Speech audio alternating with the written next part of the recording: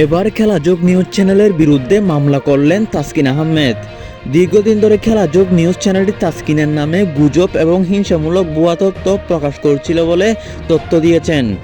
তাদের নিউজগুলো শুনলে আপনার গায়েও কাঁটা দিয়ে উঠবে। তাসকিন নাকি ঘুমের কারণে ভারতের সাথে কোয়ার্টার ফাইনাল ম্যাচটি খেলতে পারেনি। তাছাড়া তাসকিন নাকি মাদকদ্রব্য গ্রহণ করে মাঠে নামেন। এরপর যখন তাসকিন এ বিষয়ে মুখ খুললেন তখনই লেগে যায় তাসকিন আর খেলাযোগের মধ্যে গণ্ডগোল। এবার তাসকিন সব জানিয়ে দিয়েছে। খেলাযোগের বিরুদ্ধে বা ৭১ টিভি চ্যানেলের বিরুদ্ধে আইনি পদক্ষেপ নেবেন তাসকিন আহমেদ। বাংলাদেশের সাধারণ জনগণ কিন্তু তাসকিনের পক্ষে। তাছাড়া তাসকিনের ঘুমানোর বিষয়টা ছিল সত্যি। তাসকিন এই বিষয়ে সবার কাছে ক্ষমা চেয়েও নিয়েছেন এবং নিজের দোষ স্বীকারও করেছেন। আপনারা কি বলেন, ৭১ টিভি বা খেলাযোগ সত্যি নিউজ করছে নাকি বানোয়াট? এই বিষয়ে আপনার মন্তব্য কি অবশ্যই কমেন্ট করে জানান। আর দেশ বিদেশের সব নিউজ পেতে চ্যানেলটি সাবস্ক্রাইব করে অবশ্যই পাশে থাকুন।